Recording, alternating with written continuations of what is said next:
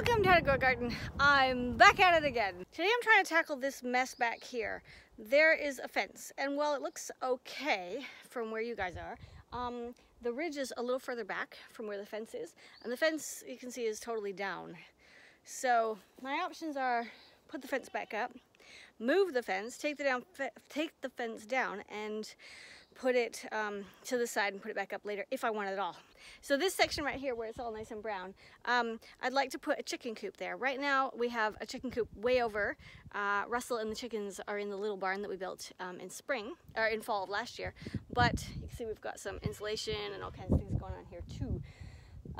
Because this is some of our storage, my storage, wood storage, soil storage, and some insulation because we've been doing a little bit of teeny weeny bit of reno in our cottage. So yeah, I want to put the chicken coop I think down there. So this was a dead tree that we took out last year because it was going to fall on the cottage if we didn't take it out. So it's pretty important.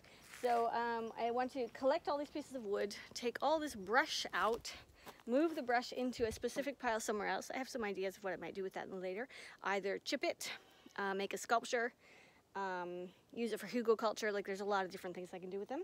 And of course use it as firewood for outside burning for campfires and stuff as well. So I'll clean up this whole area. Most of these little trees are going to stay. I think they're really awesome. They're really beautiful. These big trees, of course, this is all staying. But I want to clean the area at the bottom, and then there'll be more of a ridge. And actually it'll be nice to, I don't know, to use that. It seems like a really nice space to sit and look over the ridge. This is prickly ash right in front of me, which is why, you know, it just got me. And we have a lot of prickly ash directly around the cottage. That I don't like so much. And all the short prickly ash that I've been taking out.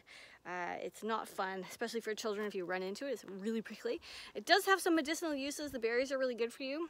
Look it up.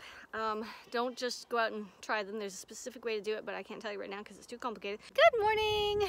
I am standing in what will eventually be my second chicken run.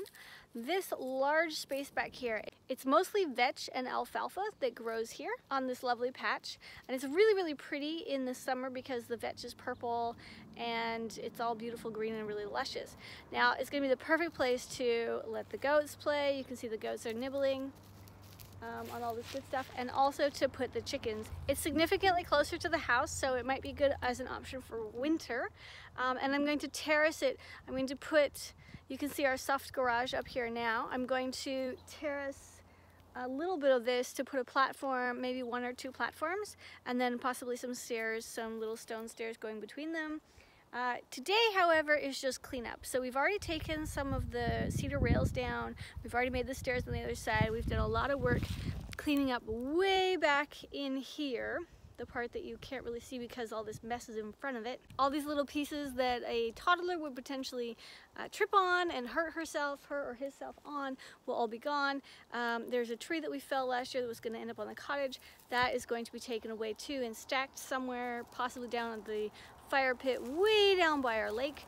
And eventually, not today, we will put a terrace over here amongst the bigger trees. All the bigger trees are staying. We're just taking the little ones out. Anything that's prickly ash that's very dangerous for children and painful if you walk through it, that's going to come out. But over here, I'm going to put another terrace, and that's where my studio will go. So that will be later. So I really want to tackle this area in spring, because if we wait too long, the grass will grow and we won't be able to get any of this stuff out. We won't be able to find it. So this is the time to come along and really clean up the ground. So that's the plan for today. Like always, I don't know how much of the in-between stuff I can show you because that's really, really difficult, but I will come back and show you what it looks like when it's done. I hope that you guys are finding this interesting. I'm gonna put these all together in a nice little playlist.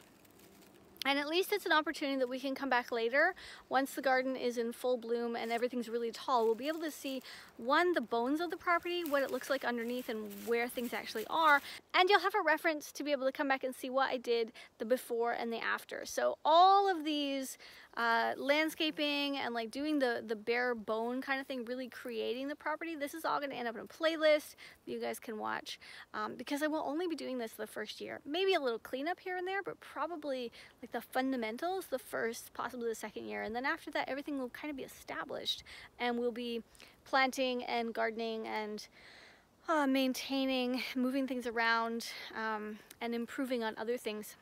So I'm going to continue on this, and I will, like always, put my clips in here as we go, and in the end of what it looks like when it's done. And I'll see you in the next episode. Thanks for watching. Toodaloo!